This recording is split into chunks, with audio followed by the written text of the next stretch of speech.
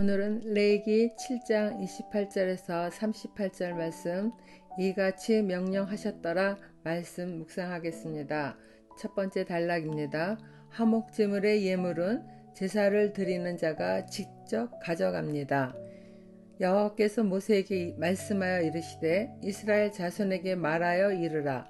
화목제물을 여호와께 드리려는 자는 그 화목제물 중에서 그의 예물을 여호와께 가져오되 여호와의 하제물은 그 사람이 자기 손으로 가져올지니 곧 그 제물의 기름과 가슴을 가져올 것이요 제사장은 그 가슴을 여호와 앞에 흔들어 요제를 삼고 그 기름은 제단 위에서 불사를 것이며 가슴은 아론과 그의 자손에게 돌릴 것이며 또 너희는 그 화목제물의 오른쪽 뒷다리를 제사장에게 주어 거제를 삼을지니 아론의 자손 중에서 화목제물의 피와 기름을 드리는 자는 그 오른쪽 뒷다리를 자기의 소득으로 삼을 것이니라.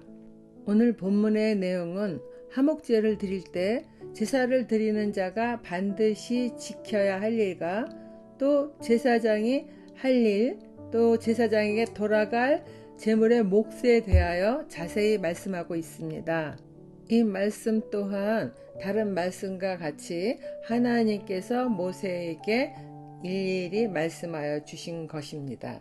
조금 다른 점은 제물을 잡아 여호와께 하제로 올려드리는 예물은 대부분 제사장이 제단으로 옮겨 불태우는 것에 비해서 화목제물은 제사를 드리는 자가 자기 손으로 가져오라 하십니다. 화목제의 제물은 소나 양 그리고 염소잖아요. 그 제물 중에 하나님께 바쳐지는 예물을 번제단 앞으로 직접 가지고 오라고 말씀하시는 겁니다. 예물을 받은 제사장은 그 예물의 가슴을 여호와 앞에서 요제의 의식을 행합니다. 요제는 앞뒤로 전후로 이렇게 흔드는 것이잖아요. 제단 앞으로 흔들며 내밀 때는 하나님께 이렇게 드리는 모습이고 다시 뒤로 가져가는 모습은 하나님께 바친 뒤 제사장의 몫이 됨을 이렇게 나타냅니다. 기름은 제단 위에서 불사를 것이나 오른쪽 뒷다리는 제사장이 거제로 하늘을 향해 높이 들어 올리는 그 거제 의식을 행합니다. 요제와 거제를 함께 모아 생각하면 십자가 모형이 되는 것을 볼 수 있습니다. 이러한 모습 또한 예수님이 지신 십자가를 예시하는 듯 보입니다. 거제의 의식을 마친 오른쪽 뒷다리는 역시 아론의 자손의 몫으로 돌립니다. 또한 하나님과 화목을 위해서 제사 드리는 사람이 예물을 제단 앞까지 직접 가지고 오라는 말씀처럼 오늘날도 하나님과의 영적 교통이 이루어지기 위해서는 그 누구도 대신할 수 없다는 것을 우리가 알 수 있습니다. 예를 들어 우리 집은 몇 대째 기독교 집안이다. 우리 부모님은 목사요 장로이다. 또는 내 아내가 예수를 참 잘 믿으니 나는 아내 따라서 천국 갈 거다. 이런 말들을 심심찮게 하잖아요. 그러나 하나님과 전혀 관계가 이루어지지 않는다는 것이죠. 화목제를 드리듯 내 죄를 짊어지신 예수님을 개인적으로 온전히 믿는 믿음이 없다면 하나님과의 화목을 이룰 수 없다는 것입니다.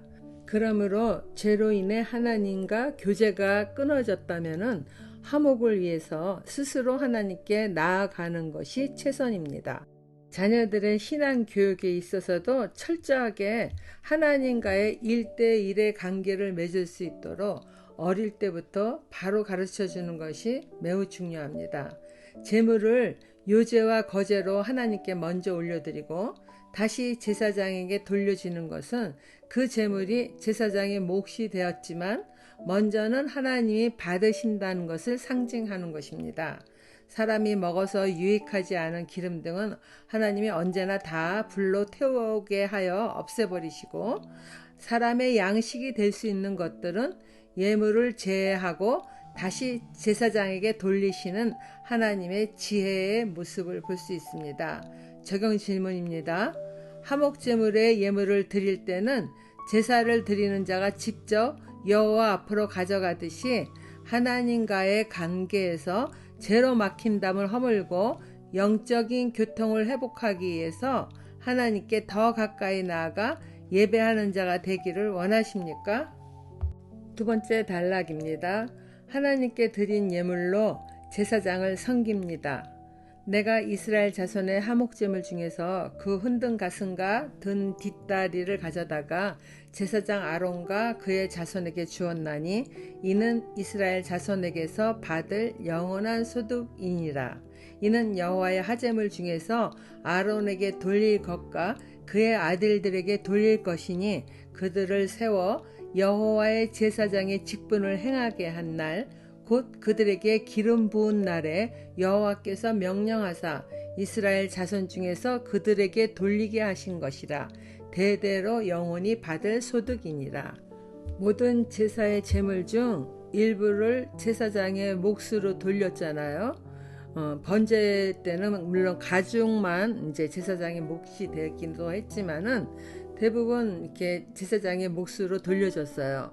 그런데 화목제물은 유독 가슴 부분, 즉 동물의 몸통이니까 매우 크잖아요.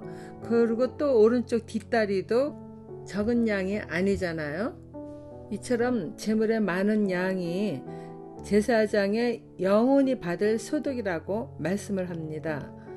이것을 볼 때 하나님은 한 사람이 죄에서 벗어나 하나님과 화평을 누리게 되는 것을 정말 귀하게 보시고 기뻐하시는 것 같습니다. 한 영혼이 하나님께로 돌아오면 하늘나라에서도 기쁨의 잔치가 벌어진다고 하잖아요. 영혼이 죽게 돌아오는 기쁨으로 하나님께서 더 큰 보상으로 채워주시는 것 같습니다. 많은 사람을 죽게로 돌아오게 하는 사람을 하나님이 별과 같이 그렇게 영원토록 빛나게 해주겠다는 말씀도 다니엘서에 있잖아요. 적용 질문입니다. 하나님의 일을 하는 제사장들에게 응당의 몫을 허락하셨던 것처럼 먼저 그의 나라와 그의 의를 구하는 일상의 삶을 살아갈 때 하나님께서 삶의 모든 필요를 채워주심을 믿으십니까? 오늘날 복음을 위해 살고자 하는 그리스도인들은 누구나 왕같은 제사장이라 말씀하셨습니다. 제사장으로 생명을 주께로 인도하는 삶을 살아가고 있습니까? 마지막 단락입니다. 각종 제사 규례의 총결론 37절 이는 번제와 소제와 속제자와 속건제와 위임식과 화목제의 규례라. 여호와께서 신의 광야에서 이스라엘 자손에게 그 예물을 여호와께 드리라 명령하신 날에 시내산에서 이같이 모세에게 명령하셨더라. 1장부터 6장 7절까지는 번제, 소제, 화목제, 속제제, 속건제, 5대 제사법과 하제, 요제, 거제, 전제 4가지 제사를 드리는 방법에 대하여 하나님께서 모세에게 알려주셨어요. 아직 제사를 드리는 것은 아닙니다. 그리고 6장 8절부터 오늘 말씀까지는 제사장이 5대 제사를 드리는 규례에 대하여 더하여 말씀하신 것입니다.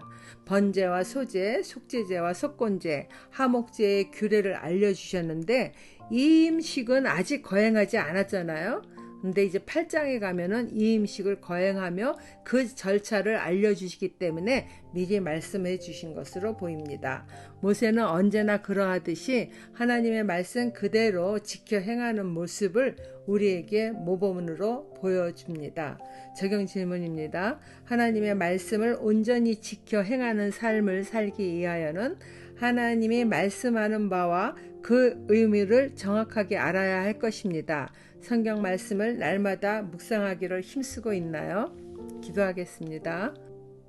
하나님 아버지, 하나님이 명령하신 말씀을 지켜 행하는 삶을 살아가기를 진심으로 원합니다. 타성에 젖거나 억지로 말씀 따라 사는 것이 아니라 성령 충만함으로 감사와 자원하여 충성하는 삶을 살아갈 수 있도록 예수님 이름으로 기도드립니다. 아멘.